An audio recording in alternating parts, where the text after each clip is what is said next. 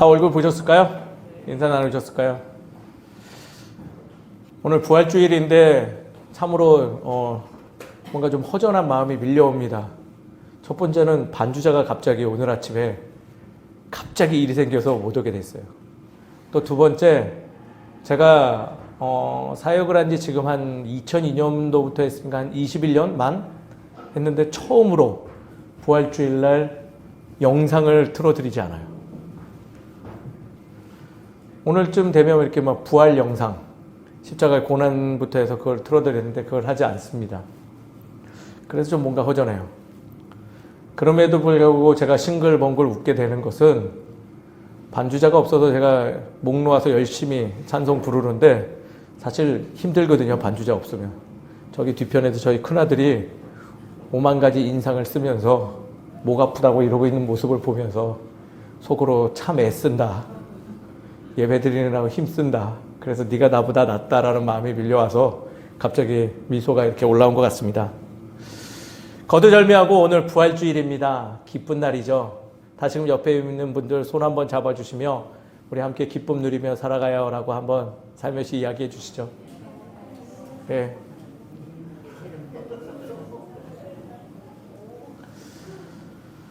말씀 나누겠습니다. 본회퍼에 십자가의 부활 명상이라는 저서가 있습니다. 금주에 읽었던 책 중에 하나죠. 그 내용 중에 이런 대목이 있어요. 자기 십자가를 지고라는 의미가 있고요. 그 자기 십자가를 지는 것에 대한 의미를 본회퍼, 그분이 나름대로 정리한 내용이 있었습니다. 제가 이해한 범주 내에서 말씀드리자면 본회퍼가 말하는 자기 십자가라는 것은 무엇인지는 이런 의미로 기록되어 있는 것 같아요.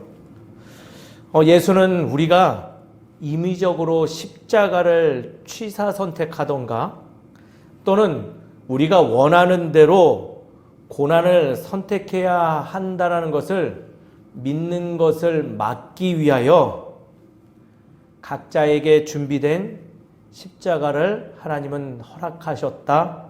그것이 바로 너의 십자가, 자기의 십자가다라고 이야기하고 있어요.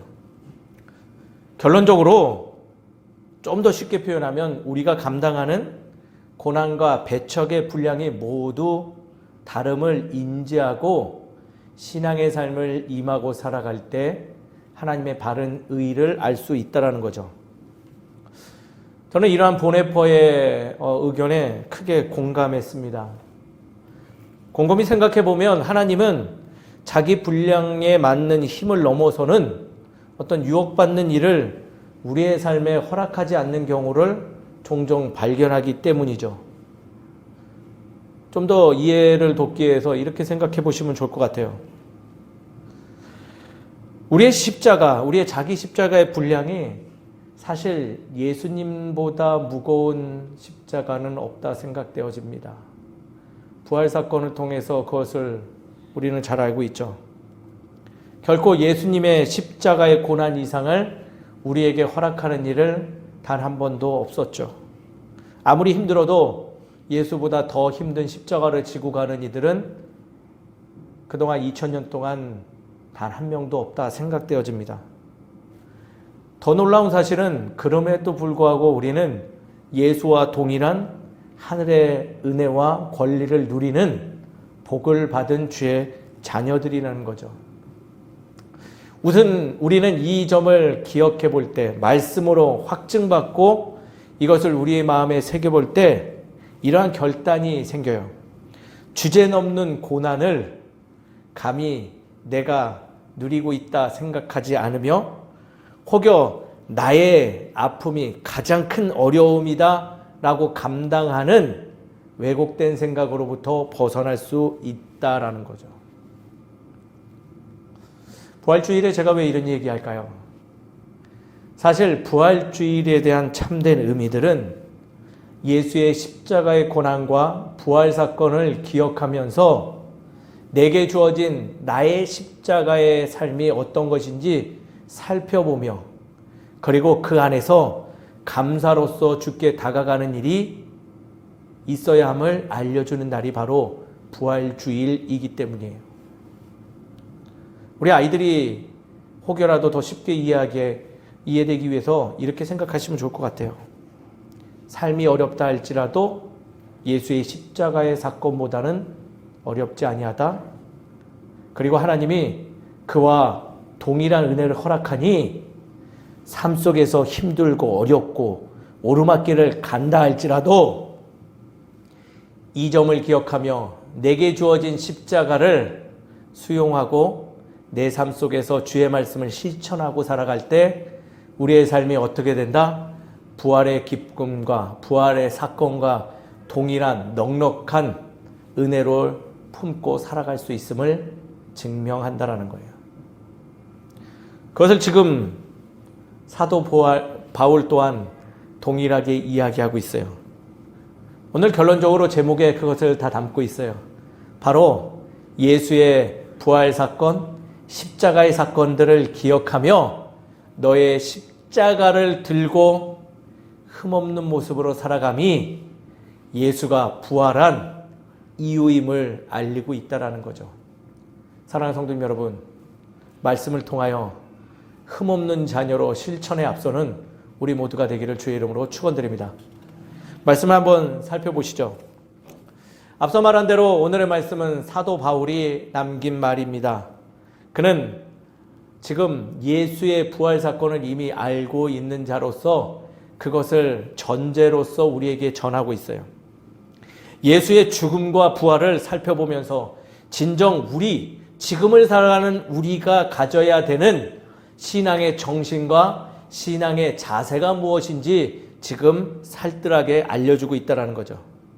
그래서 처음부터 직설적으로 이렇게 말하고 있어요. 바로 이 마음을 품어라. 즉 너에게 허락한 십자가를 짊어지고 당당하게 나아가라 라고 이야기하고 있는 거예요. 여기에서 마음은 이건 저의 이야기가 아니라 사도 바울이 분명히 말해주고 있어요. 무엇이라고요? 예수의 마음이다 라고 본문에서 처음부터 밝히고 있죠. 즉 오늘의 말씀은 예수의 마음을 품고 살아감이 어떤 삶이다?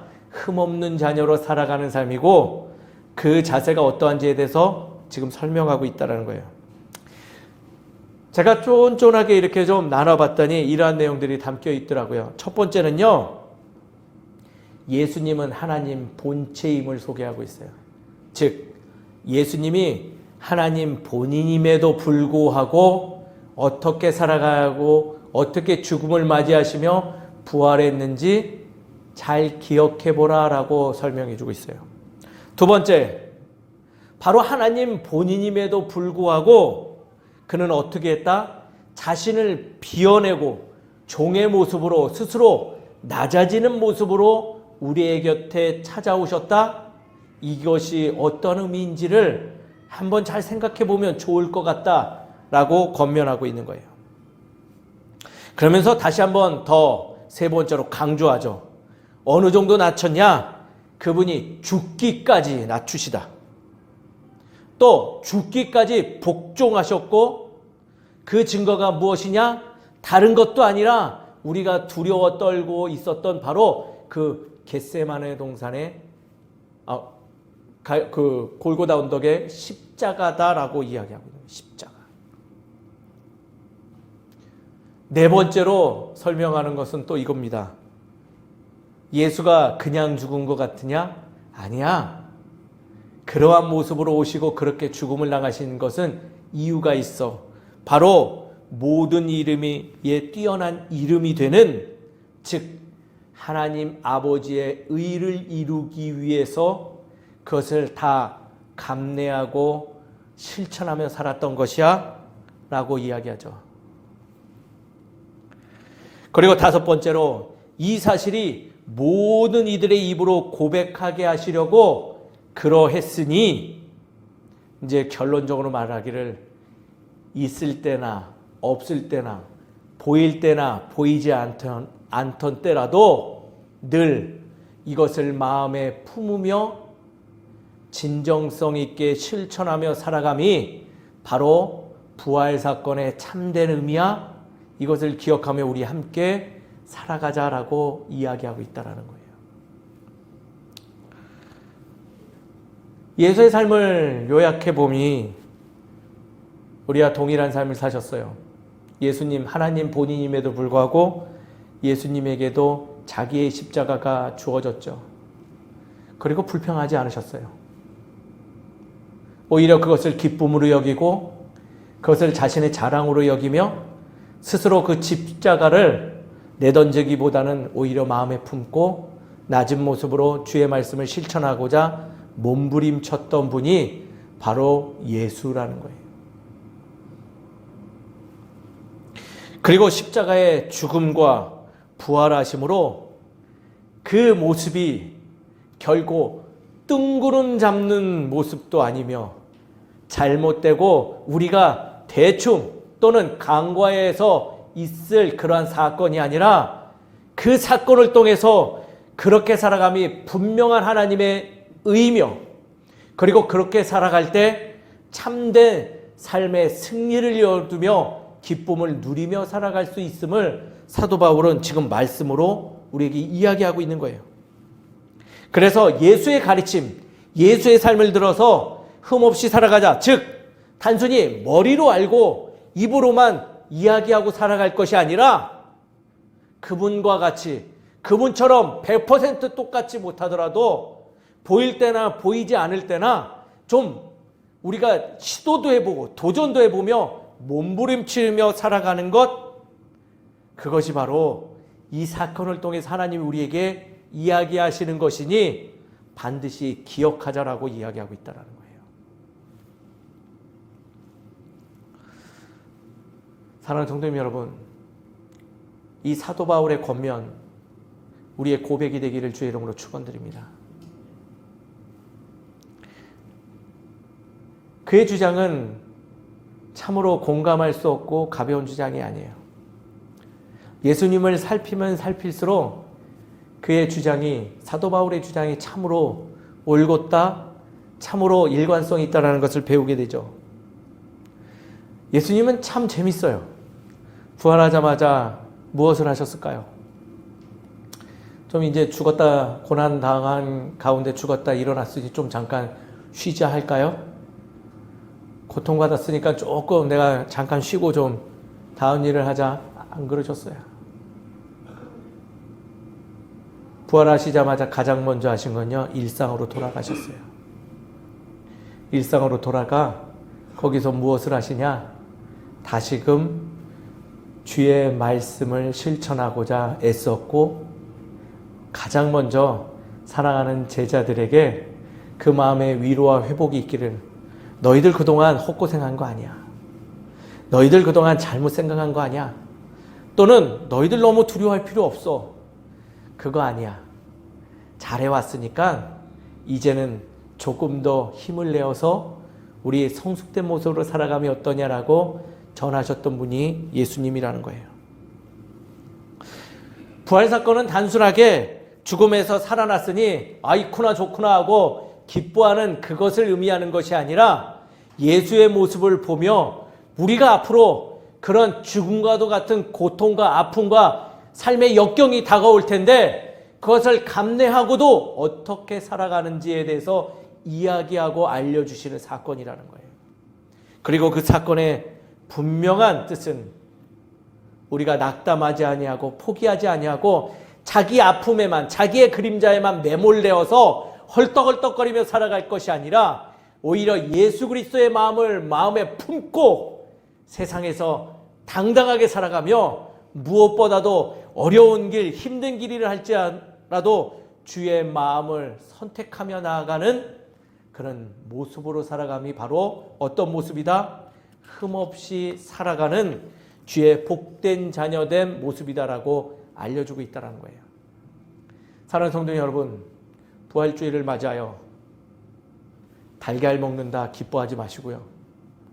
선물 받는다 좋아하지 마시고요. 그러면 좀 낫다고 예수님 부활했다고 단순히 기뻐하기마다 하나님께서 우리에게 십자가를 허락하시고 감당할 수 있는 삶들을 허락하심을 감사하며 기쁨을 누리고 흠없는 모습으로 살아가는 우리 모두가 되기를 주의 이름으로 축원드립니다. 그럼에도 불구하고 조금 우리의 민낯도 한번 살펴보시죠.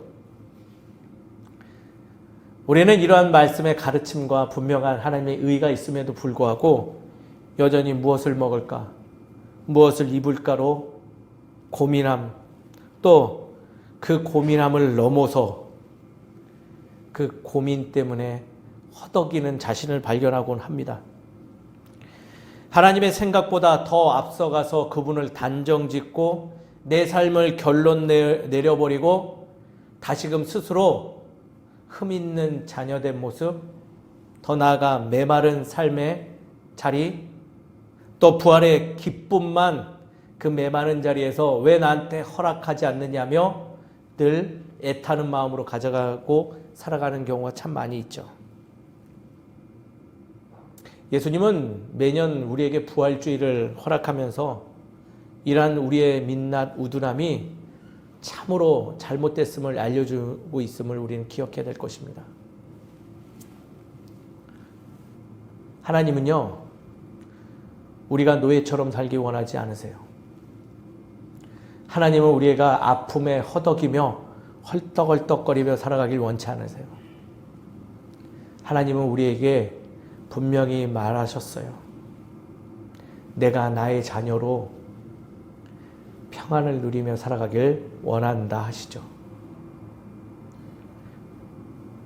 우리에게 맡겨진 십자가가 버겁고 무겁더라도요, 다 우리가 감내할 수 있는 거예요. 감당할 수 있는 거예요. 용기를 내십시오. 부활 사건으로 그것을 우리에게 분명히 증명하셨잖아요. 그러니 일어나서 세상에서 흠없는 자녀로 살고자 몸부림하는 것이 우리의 분명한 사명이며 우리의 신앙의 근본이 될 줄 믿습니다. 조금은 더 용기를 내어서 성숙한 신앙인이 되고자 몸부림치고 균형감 있는 하나님의 흠없는 자녀로 살아감이 더 지혜로운 모습이며 우리가 마땅히 취해야 될 모습이라는 거죠. 그래서 감히 말씀드립니다. 이 부활주일 흠없는 자녀됨의 기회를 얻음을 먼저 기뻐하시는 우리 되기를 소망합니다. 그리고 그 기쁨을 유지하기 위해서 세상으로 나가, 지난주 말씀드린 대로 저 좁은 문을 나가 하나님이 가르쳐 주신 하늘의 질서로 흠없는 자녀로 살아감으로 충만한 기쁨과 평안을 누리며 살아가는 우리 모두가 되기를 주의 이름으로 축원드립니다. 여기서 끝나면 너무 좋죠. 그러나 한 가지 의문점이 있습니다. 흠없는 자녀에 대한 막연함이 또 우리를 힘들게 합니다. 그래서 일찍이 말씀에서 우리에게 그 흠없는 자녀의 기본적인 요소를 알려줬어요. 이 힌트가 어디 있냐면 이사야 50장에 있습니다. 오늘의 말씀 적용하여 우리는 어떻게 살아가야 될까요? 이사야 50장 4절에는요, 참 재밌는 말씀이 기록되어져 있어요. 제가 한번 읽어드릴게요. 주 여호와께서 학자들의 혀를 내게 주사 나로 공고한 자를 말로 어떻게 도와줄 줄을 알게 하시고 아침마다 깨우치시되 나의 귀를 깨우치사 학자들같이 알아듣게 하시도다. 어려운 말씀일 수도 있어요. 이사야서 50장은요, 고난받는 이스라엘 백성들에게 너희들의 삶의 고통이 결코 이것으로 끝나지 않음을 알려주며 메시아에 대한 예고를 시작하는 말씀이에요. 즉, 그 첫 마디가 그들에게 메시아는 어떤 존재로 오느냐? 학자의 입과 학자의 귀를 가지고 너희를 살리는데 앞장설 것임을 기록하고 있죠. 오늘의 말씀을 적용하여서 우리가 흠없는 자녀로 살아간다는 첫 번째는요, 메시아를 닮는 건데 그 메시아의 어떤 부분을 닮아야 될까요? 바로 학자의 혀를 소유한 우리의 모습이 될 때 흠없는 자녀로 살아간다는 거예요. 학자의 혀, 많이 공부한 지식 있는 말을 하는 혀일까요? 아니에요. 오늘 말씀을 50장 4절을 깊게 이해해 보면요, 그 명확한 답이 나와요. 학자의 혀를 하나님이 허락하신다, 모두에게 동일하게 허락하심을 담고 있는데 그 학자의 혀는 이런 역할을 한대요. 자신을 대변하고 누군가를 이용하기 위하여서 말하는 혀를 말하는 게 아니래요. 오히려 공고한 자를 도와주는 혀, 즉 지친 사람들로 하여금 일어설 수 있도록 힘을 불어 넣어주는 혀를 학자의 혀라고 합니다. 바로 메시아가 그러한 혀를 가지고 우리 곁에 오신대요. 그리고 그분이 오셨어요. 우리 신앙인에게는요, 그렇기 때문에 언어 생활이 굉장히 전 중요하다고 봅니다. 흠없는 자녀로 살아간다는 거 단순히 착한 일하고 살아가는 거 아니에요. 선한 일에 참여하는 거 물론 칭찬받아 마땅한 일인데 단순히 그런 거 아니에요. 가장 먼저 우리가 행해야 되는 건 메시아 예수를 닮아 학자의 혀를 소유해야 되는 거예요. 그리고 그것이 없다 할지라도 그러한 혀를 가져갈 수 있도록 내가 발견해낼수록 애써야 된다는 거죠. 이 말은 바로 이런 말도 돼요. 태어날 때부터 그런 거니, 나는 원래부터 이러니 난 이렇게 하고 살아갈 거야? 아니라는 거예요. 예수 그리스도의 마음을 품었으면 예수와 닮을지언데 그러한 모습으로 흠없는 자녀된 모습으로 살아간다는 것은 나의 입술에 학자의 혀로서 어떤 기능을 하는, 누군가를 생명력 있고 누군가를 살리는 언어를 즐겨하는 모습으로 살아감이 학자의 혀를 가진 모습이다라고 할 수 있다라는 거예요. 우리 신앙인에게 그래서 우리의 입술의 건성이 굉장히 중요하다는 거예요. 사랑하는 성도님 여러분, 세상에서 흠없는 모습으로 살아가길 소망합니까? 그렇다면 먼저 예수를 담아 학자의 혀를 입술에 담는 우리가 되기를 주의 이름으로 축원드립니다. 그 혀는요, 우리로 하여금 고난 가운데 감사할 수 있도록 해줘요. 그 혀는요, 우리로 하여금 누군가를 찍어 누르고 누군가를 비난하는 데 사용하지 아니하고 그를 다시금 주의 곁으로 돌아오게 하고 주저앉은 자를 일어서게 하며 또한 나의 영혼을 주의 생명 그늘 아래 거할 수 있게 인도하는 혀가 될 줄 믿습니다. 타인을 위해서 말하는 입술이 아니라 하나님께 영광이요 나를 위해서 사용되어지는 그 혀를 하나님께 간구하여 받는 우리 모두가 되기를 주의 이름으로 축원드립니다.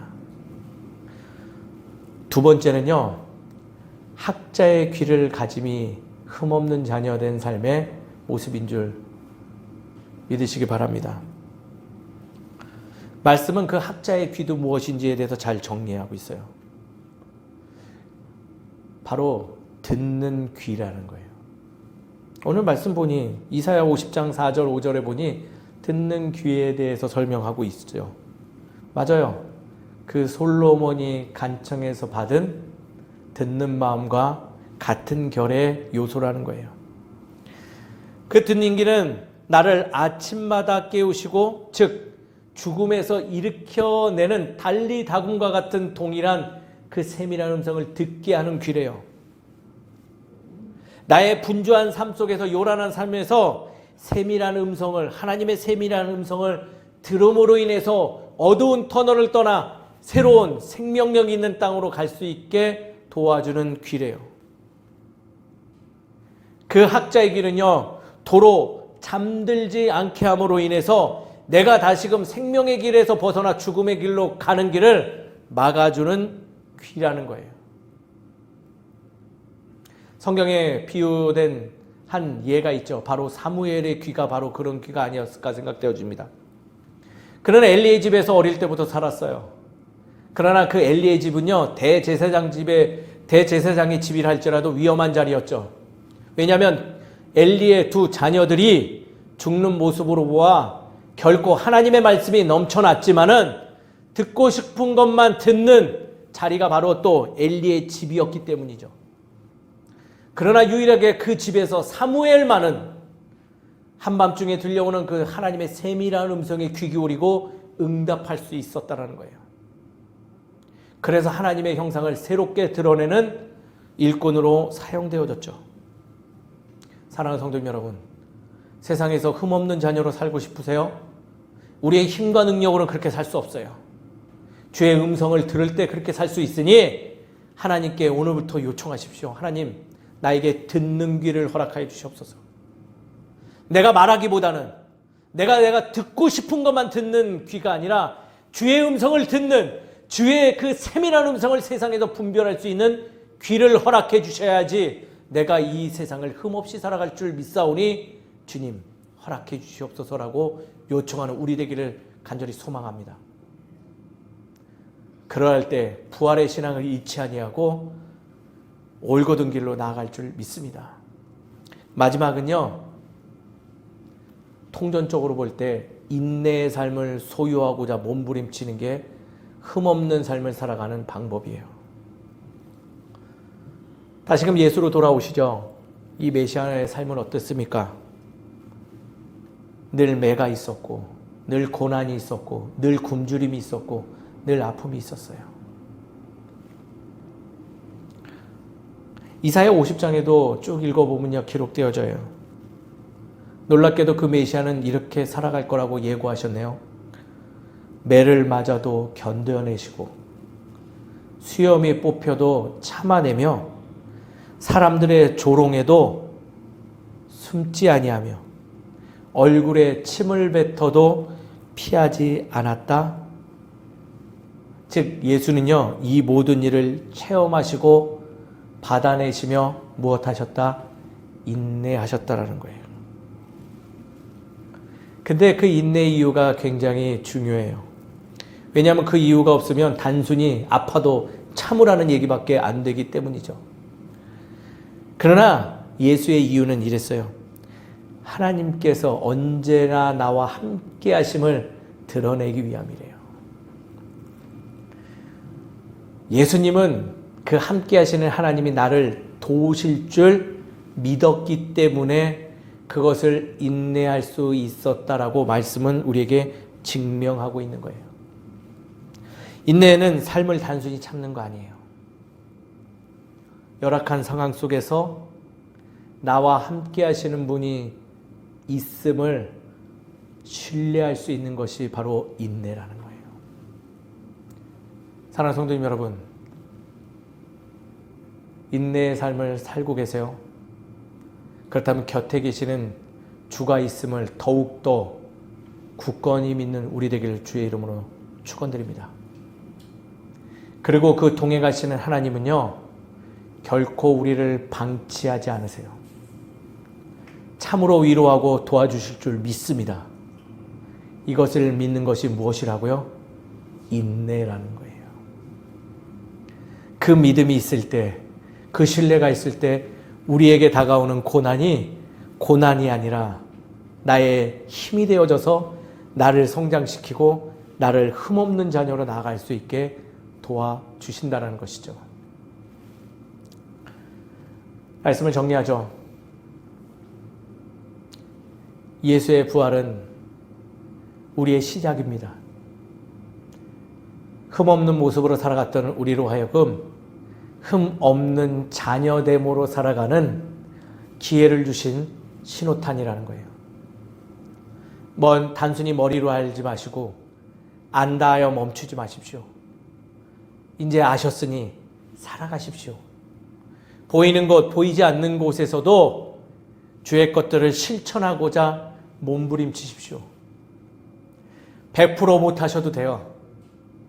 10개 시도해서 9개 실패해도 괜찮습니다. 그래도 단 한 번이라도 주와 동행하며 내가 성공할 줄 믿으며 나아가는, 그래서 충만한 참된 부활의 기쁨을 우리의 삶 속에서 충만하게 누리는, 그래서 흠없는 자녀로 살아가는 우리 모두가 되기를 주의 이름으로 축원드립니다. 기도하겠습니다. 고맙고 감사하신 하나님, 참으로 주님께 감사를 드립니다. 우리의 십자가를 늘 불평불만하고 있었던 우리의 연약한 모습이 있음에도 불구하고 예수와 동일한 하늘의 은혜를 허락하시고 다시금 말씀으로 힘있게 나아갈 수 있도록 능력을 더해 주심을 주님 감사를 드립니다. 아버지 하나님, 우리가 주의 말씀을 품고 예수 그리스도의 마음을 품고 세상에서 흠없는 자녀로 살아가길 소망하오니 이끌어 주시옵시고 세워 주시옵소서.